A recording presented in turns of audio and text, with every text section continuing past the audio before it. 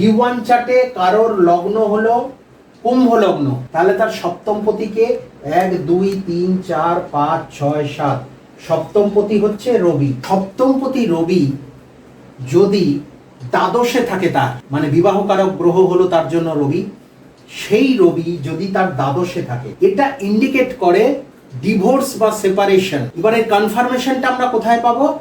D9 চার্টে। D9 চার্টে গিয়েও যদি দেখি যে রবির অবস্থান শুভ নয়, রবি তার অষ্টমে বসে আছে বা ষষ্ঠে বসে আছে বা দ্বাদশে বসে আছে, তিনটের কোনো একটা দুস্থানে গিয়ে রবি বসে আছে D9 চার্টে, তাহলে 1 2 3 4 5 6 আয়দার রবি এখানে বসে আছে, বা 7 8 রবি এখানে বসে আছে, বা রবি এখানে বসে আছে, মানে কোনো একটা দুস্থান অধিকার করে আছে রবি, সেখানে গিয়ে বসে আছে রবি, তার লগ্ন যাই হোক সেখানে গিয়ে বসে আছে।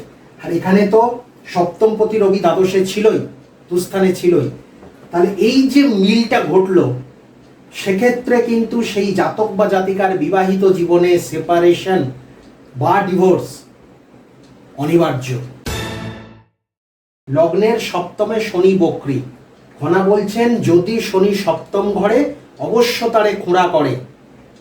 এবার এটা দেখলেন D1 চার্টে যে শনি তার সপ্তম ঘরে বসে আছে, সেম যদি দেখেন এটারও শনি সপ্তম ঘরে বসে আছে বক্রী হয়ে, ওটাও বক্রী ছিল এটাও বক্রী হয়ে বসে আছে, যদিও শনি এখানে উচ্চস্থ, কিন্তু যেহেতু বক্রী হয়ে বসে আছে তাই উচ্চস্থর ফল কিন্তু শনি এখানে দেবে না।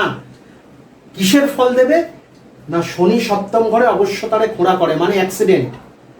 তাহলে যদি এইরকম কম্বিনেশন দুটোতেই আমরা পাই যে D1 চার্টেও শনির অ্যাক্সিডেন্টের যোগ দেখাচ্ছে, D9 চার্টেও শনি কিন্তু তুঙ্গস্থানে থেকেও বক্রী হওয়ার কারণে সে কিন্তু অ্যাক্সিডেন্টের যোগই কিন্তু কনফার্ম করছে, D9 চার্ট কনফার্ম করলো, দেন সেই জাতক বা জাতিকাকে বলতে হবে আপনি নিজে ড্রাইভ করবেন না, পারতপক্ষে আপনি দু চাকায় উঠবেন না, অন্য কেউ চালালেও আপনি পারতপক্ষে দু চাকায় উঠবেন না, কেননা আপনার কিন্তু অ্যাক্সিডেন্টের যোগ কিন্তু প্রবল।